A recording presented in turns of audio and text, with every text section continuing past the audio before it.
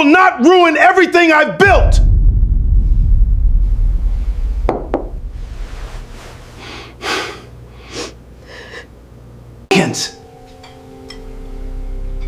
But those choices I make for this family. You are not listening to anything I am saying. You're nothing but a loser. My father said those words to me across my parents' dining room table, in front of my mother, my older brother, and my older sister, on the same night we were supposed to be celebrating my brother's partnership at his law firm. I had just told my family I was leaving my stable marketing job to build my own event planning business, full-time, no safety net. The room went completely silent after he said it. My mother stared down at her plate. My brother, the new partner, didn't even look up from his phone. My sister, the doctor, gave me a look that wasn't quite pity and wasn't quite embarrassment, but something uncomfortably close to both. I sat there for a long moment, 28 years old, feeling smaller than I had felt since I was a child in that exact same house. Then I stood up, thanked my mother for dinner, and left. I didn't know it yet, sitting in my car outside my parents' house that night, hands shaking on the steering wheel. But that dinner was the last time my father would ever get to call me a loser to my face. Because 5 years later, my family would find out exactly what I built in the silence after that night. And when they did, not one of them would know what to say to me. Before I tell you exactly how that happened, if you're new here, go ahead and hit subscribe, because you do not want to miss where this story ends up. Like this video if you've ever had someone doubt you the way my father doubted me, share it with somebody who needs to hear it today, and drop a comment below telling me the time and the city you're watching this from. I read every single one, and I love seeing exactly how far these stories travel. Now let me take you back to the beginning, to understand exactly what it cost me to finally stop trying to please a family that was never going to be satisfied, no matter what I did. My name is Jordan Ellis. I grew up in Baltimore, Maryland, in a house on a quiet street where the expectations were set so high, and so early, that none of us ever really got a childhood free of them. My father, Robert Ellis, is a respected cardiothoracic surgeon, the kind of man who spent 30 years saving lives and somewhere along the way, started measuring every single person in his own family against the same impossible standard he held for himself. My mother, Patricia, worked as a hospital administrator for most of my childhood, brilliant and accomplished in her own right, though I noticed, even as a kid, that her accomplishments always seemed to sit quietly in my father's shadow at every family gathering. My older brother, Marcus, went to law school straight out of undergrad, exactly the way my father always assumed his oldest son would. My older sister, Denise, became a pediatrician, following almost the exact same path my father had walked himself. Both of them, by the time I was in high school, had already become the standard I was quietly, constantly measured against at every single dinner table conversation, every parent-teacher conference, every holiday gathering where relatives asked what I planned to do with my life. I was supposed to be a doctor too. That was never actually discussed as a choice in my family. It was simply assumed, the way some families assume a certain religion or a certain neighborhood, or a certain way of speaking at the dinner table. I started a pre-med track at the University of Maryland because it was the only path I'd ever been shown, not because anyone ever sat me down and asked whether it was actually the path I wanted. I lasted 2 years before I switched my major to marketing, a decision that triggered the first real crack in my relationship with my father. A crack that would only widen, year after year, until the night at that dinner table when it finally, completely broke. My father didn't yell when I told him I was switching my major away from pre-med. That would come later, reserved for a bigger moment. Instead, he did something that hurt in a quieter, more lasting way. He simply went cold. Marketing, he said, that first conversation, turning the word over like it tasted bad in his mouth. So you're giving up on medicine to sell things for a living. It's not selling things, Dad. It's strategy. It's understanding people and building something that actually connects with them. He didn't respond to that. He just nodded slowly, the way he did when he'd already decided a conversation wasn't worth continuing, and changed the subject to ask Marcus about his LSAT prep instead. That became the pattern for the next several years of my life. Family dinners where Marcus's law school achievements and Denise's medical residency milestones got detailed, enthusiastic attention, while my own marketing internships, my promotions, my genuine successes in a field my father considered fundamentally unserious, got a polite, brief acknowledgement before the conversation moved back to my siblings. I graduated with my marketing degree, landed a solid position at a mid-sized firm in Baltimore, and spent the next 4 years building a genuinely respectable career. Steady promotions, a growing salary, the kind of professional trajectory that should have, by any reasonable standard, satisfied even my father's high expectations. It didn't. Because in my father's mind, there was only one real definition of success, and marketing, no matter how well I did at it, would never quite meet it. What none of my family fully understood, during those years of quiet disappointment, was that I'd found something during my marketing career that I loved far more than the career itself.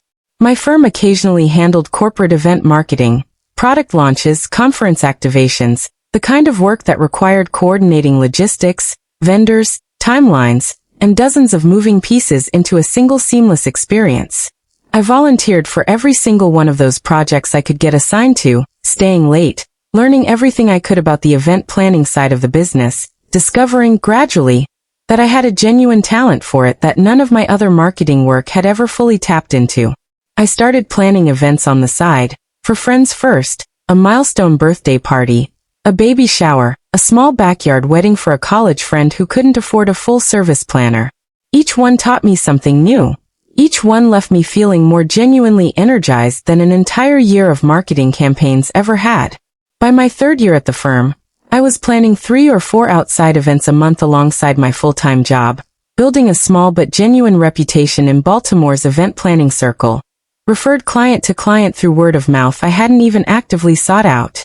I kept it mostly quiet from my family, partly out of exhaustion from years of their lukewarm reactions to my career, and partly, I think, because some part of me already knew exactly how my father would respond if he found out how seriously I was starting to take it. I was right to worry. I just didn't know, yet, exactly how badly that reaction would land.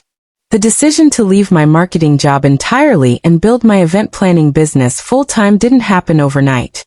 It built slowly, over about a year, as my side business grew to the point where I was regularly turning down new clients simply because I didn't have enough hours in the week to take them on top of my full-time job. I did the math carefully, the same methodical way I approached every marketing campaign I'd ever built. I had savings. I had a growing client list. I had 18 months of expenses set aside as a safety net, and a clear-eyed understanding that the first year of any new business was almost always the hardest.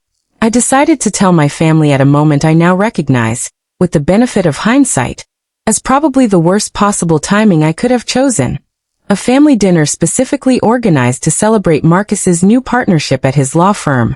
A genuinely major milestone that had my parents glowing with pride before I'd said a single word about my own plans. I told myself, walking into that dinner, that I wasn't trying to compete with Marcus's announcement. I told myself I simply had news of my own that had been building for months, and that family dinners were, in theory, supposed to be a place where everyone's news mattered, not just the news that fit neatly into my father's definition of success. I understand now how naive that thinking actually was. Dinner had gone exactly as expected for the first hour. Marcus fielding congratulations, my father practically glowing with a pride I'd rarely seen directed at anyone in the family, my mother beaming, Denise adding her own warm congratulations between bites. I waited until dessert, a decision I've replayed in my mind many times since, wondering if a different moment might have landed differently, though I've mostly concluded it wouldn't have mattered. I have some news too, I said, and I remember exactly how my voice sounded in that moment, steady, but with an undercurrent of nervousness I couldn't fully hide. I'm leaving my marketing job. I've been building an event planning business on the side for the past year, and it's grown enough that I can go full-time.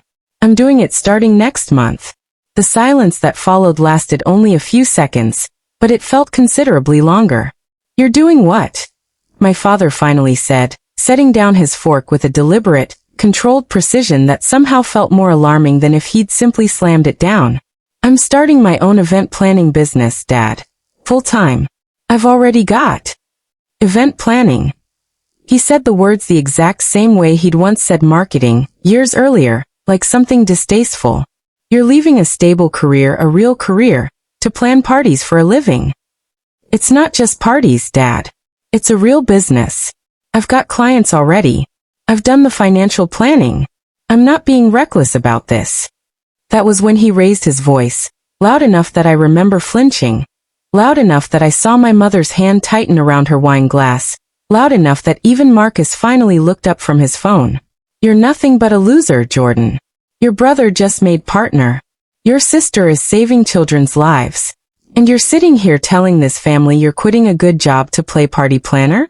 I didn't raise you to waste your potential on something this small.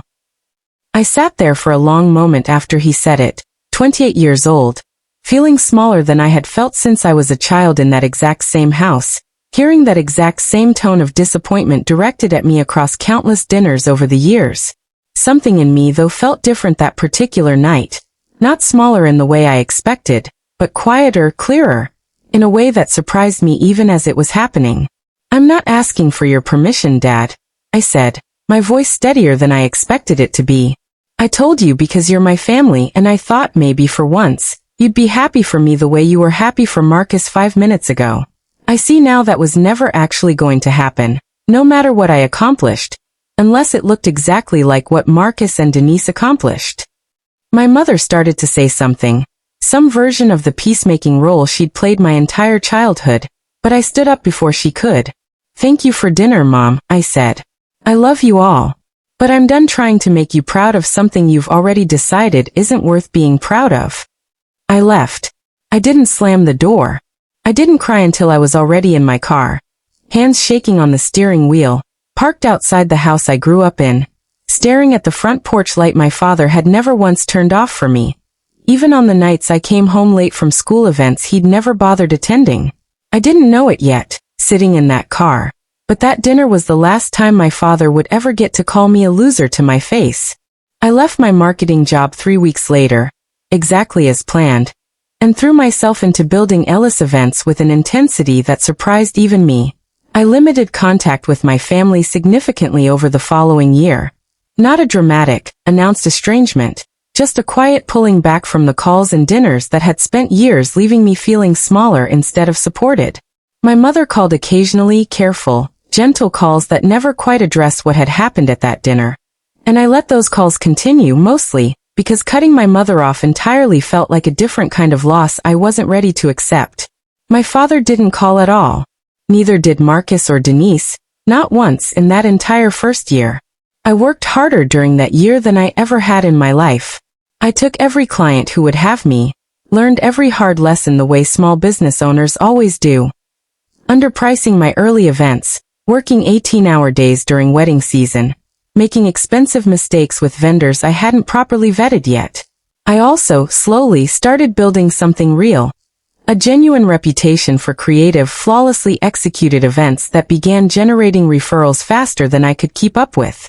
I remember one event in particular, about 8 months into that first year, that nearly broke me. A corporate holiday party for 60 guests, my biggest booking yet at that point, where my original venue canceled on me 4 days before the event due to a scheduling error entirely outside my control.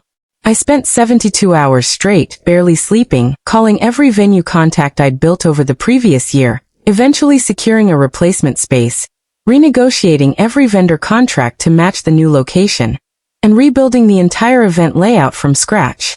The client never knew how close that event came to falling apart entirely. She simply told me, at the end of the night, that it was the best company party she'd attended in a decade, and asked if I'd handle their annual gala the following year too. That contract alone kept my business afloat through a slow stretch the following spring. By my second year, Ellis Events had grown enough to hire my first full-time employee, a detail-obsessed former hotel events coordinator named Priya, who I still consider one of the best decisions I ever made for the business. By my third year, I'd expanded into corporate event planning, landing contracts with 2 mid-sized Baltimore companies that turned into 6-figure annual retainers. By my fourth year, I'd been featured in a regional business magazine's 30 Under 30 list, an honor I found almost painfully ironic, given that my father had once called the exact career behind that recognition a waste of my potential. I didn't tell my family about any of it. Some part of me, I'll admit now, was waiting to see if they'd notice on their own. Waiting, quietly, to see if my father's silence would ever crack into curiosity about what his daughter had actually built in the years since he'd called her a loser at his own dinner table. My family found out exactly what I'd built the same way most of Baltimore eventually did. Not through a phone call, not through some carefully planned reveal on my part, but through a wedding. Marcus, 5 years after that dinner, got engaged. His fiancée, a woman named Selena who I'd met exactly twice and genuinely liked, began researching event planners for their wedding, entirely unaware of the family history behind the name that kept appearing at the top of every Best Baltimore Wedding Planners list she found. Selena reached out to Ellis Events directly, through my business email, having no idea whatsoever that Jordan Ellis and her fiancé's estranged younger sister were the exact same person. I remember staring at that inquiry email for a long time before responding, genuinely unsure, for the first time in years, exactly how to handle a situation my business had never prepared me for. I ended up taking a video call with Selena to discuss her vision for the wedding, and I watched in real time, the exact moment she realized who she was actually talking to. "Wait," she said about 10 minutes into our conversation, her expression shifting slowly from professional interest to genuine shock. "Ellis, you're Jordan. Marcus's sister Jordan."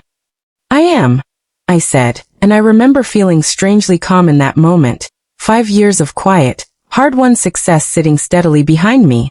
"I understand if that changes things, Selena. I know the history is complicated. Marcus talks about you sometimes," she said slowly, still processing. "He always says his sister does event planning. I don't think he has any idea you're this.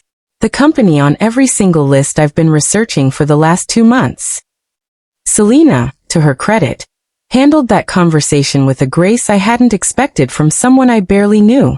She told me gently that she still wanted to hire Ellis Events for the wedding, family complications aside, because everything she'd researched about my company's work was exactly the vision she and Marcus wanted for their day. But she also told me, honestly, that she felt she owed it to Marcus to tell him who she'd been talking to before we moved forward with anything. Marcus called me 2 days later, the first time my brother had called me directly in 5 years. "Jordan." His voice sounded strange, uncertain in a way I'd genuinely never heard from him before. "Selena told me about your company, about all of it." "Yeah," I said simply, waiting to see where he'd take the conversation. "I looked you up after she told me," Marcus said. "Jordan, I didn't know. 6-figure corporate contracts. That 30 under 30-foot feature. You've built something incredible, and I had absolutely no idea, because none of us ever bothered to actually ask." I felt something complicated move through my chest, hearing my brother finally say the words I'd waited 5 quiet years to hear from someone in my family, though I noticed, even in that moment, that it wasn't quite as satisfying as I'd once imagined it might be. "You could have asked any time, Marcus," I said. "None of you did. That's not really on me." "I know," he said quietly. "I know that's not on you. I'm sorry, Jordan. For a lot of things, but especially for that dinner. I should have said something that night. I've regretted not saying something for 5 years, if I'm being honest with you." My father found out the same way Marcus initially had, through Selena's careful conversation with her fiancé, information that traveled through the family in the days that followed, eventually reaching my parents' house in a phone call from Marcus that I wasn't present for, but that my mother later described to me in careful detail. My father called me 9 days after Marcus did. It was the first time I'd heard his voice directly in 5 years. "Jordan," he said, and I noticed immediately that his voice carried none of the sharp certainty I remembered from that dinner table 5 years earlier. "Your mother showed me the magazine feature. The 30 under 30-foot piece. I read it 3 times. I didn't say anything right away.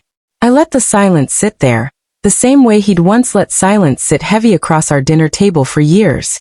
I was wrong," he finally said, and I could hear, even over the phone, how genuinely difficult those 3 words were for him to say.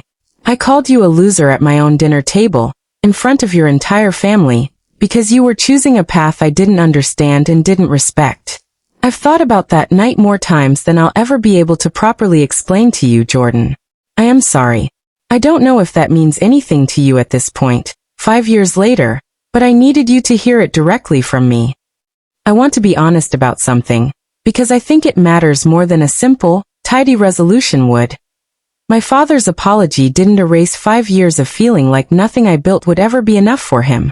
It didn't erase that dinner, or the silence that followed it, or the version of myself that spent years quietly wondering if he'd been right about me all along. But I also didn't want to spend the rest of my life carrying that dinner table moment as the final word on my relationship with my father. I agreed to meet him for coffee, just the two of us, the first time we'd been alone together in over 5 years. It was an uncomfortable conversation, honestly, full of long pauses and careful, imperfect attempts on both our parts to say things that had gone unsaid for half a decade. But it was real. My father asked me, for what I believe was genuinely the first time in my entire adult life, to actually explain what I loved about event planning.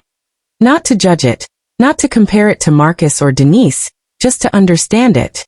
I told him about the specific satisfaction of watching months of careful planning become a single, seamless night for a couple on their wedding day. I told him about the 6-figure corporate contract I'd built with a Baltimore tech company, about the team I now employed, about the version of success I'd built that looked nothing like his own, but that was by every measure that actually mattered to me, genuinely successful. He listened, really listened, in a way I don't think he ever had before. There was a moment near the end of that coffee conversation that stayed with me longer than almost anything else he said. He asked me hesitantly if I still had the 18-month savings cushion I'd built before leaving my marketing job. The same practical question he might have once asked skeptically, but this time asked with what sounded like genuine curiosity about how I'd actually approached the risk. I never touched it, I told him. I built the business carefully enough that I never had to. I planned it the same way you probably planned your own residency, honestly, methodically, with a real safety net, not recklessly the way you assumed I was doing that night at dinner. He was quiet for a moment, turning his coffee cup slowly in his hands. I think that's the part one got most wrong, he said. I heard event planning, and assumed reckless. I never once considered that you might have approached it with exactly the same discipline I always valued in Marcus and Denise's paths. That was my failure to see you clearly, Jordan. Not a failure on your part to be taken seriously. It wasn't a complete healing of 5 years in a single conversation. But it was the first time my father had ever acknowledged that the discipline he valued so highly in his other children had been present in me the entire time too, simply aimed at something he hadn't recognized as worthy of it. Ellis Events, as of this telling, employs 11 people and generates just under $2 million in annual revenue, spanning weddings, corporate events, and a growing nonprofit gala division I'm particularly proud of, since it lets me use everything I've built to support causes I actually care about. I planned Marcus and Selena's wedding myself, the following spring, in what became one of the most emotionally complicated and ultimately rewarding projects of my entire career. My father walked me through the reception that night, not down an aisle, but simply across the room, his hand resting briefly on my shoulder as he looked around at everything I'd built for his son's wedding, and said quietly just for me to hear, "I'm proud of you, Jordan." I should have said that a long time ago. My relationship with my father today isn't perfect, and I don't think pretending it is would serve anyone watching this who's living through their own version of that dinner table moment. We're still, in some ways, learning how to actually see each other clearly after so many years of him only being able to see one narrow definition of what my success was supposed to look like. But I stopped needing his approval to know my own worth somewhere in those 5 quiet years I spent building Ellis Events without him. That, I think, ended up being the most valuable thing that came out of the entire experience. Not the reconciliation, meaningful as it eventually was, but the version of myself I became in the silence before it. The one who finally stopped pleasing a family that was never going to be satisfied, and started building a life I was actually proud of instead. Please take a moment to subscribe. Give this video a thumbs up. It truly helps this channel grow. I appreciate your support.